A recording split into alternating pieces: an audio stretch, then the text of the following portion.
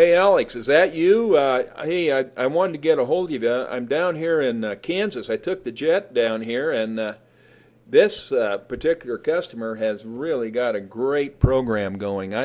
His name is Lauren Kane and his son Grant, and they're banding into gumbo clay soils and light sandy soils out here in Kansas.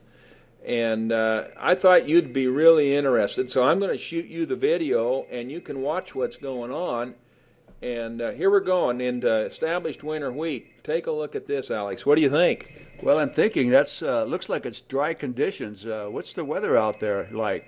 Well, we're running pretty close to 75 degrees, but it's been wet, really wet. Sticky soil types, even though the pictures may not show how wet it is.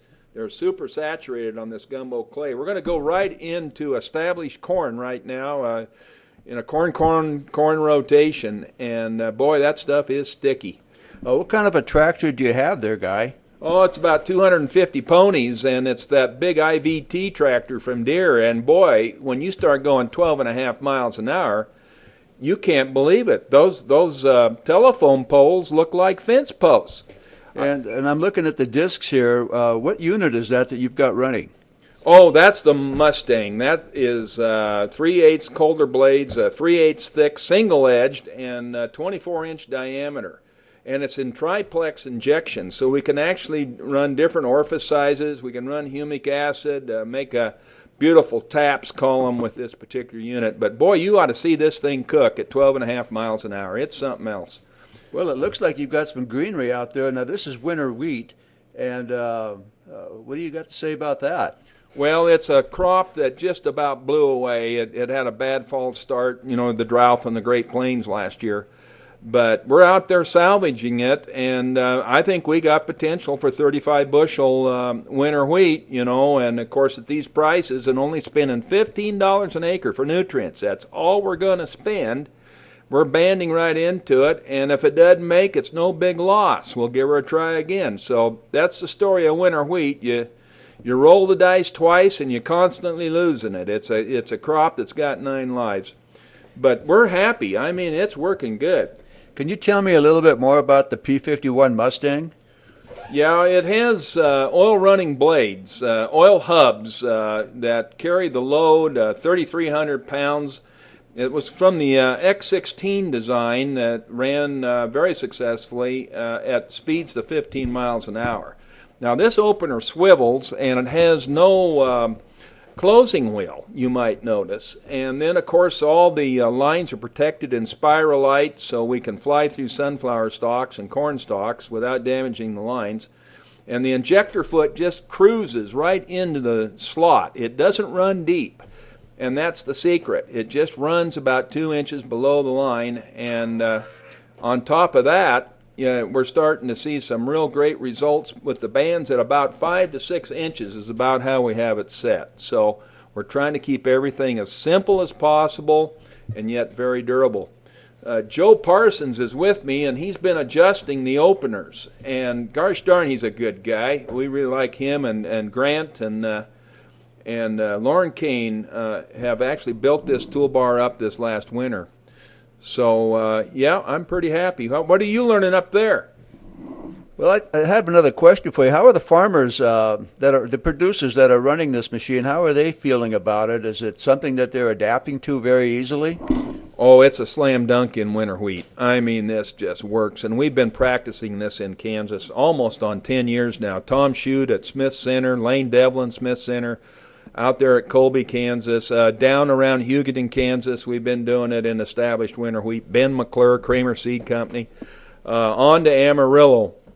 And guys recognize it as a means to manage the nutrients a lot more effectively.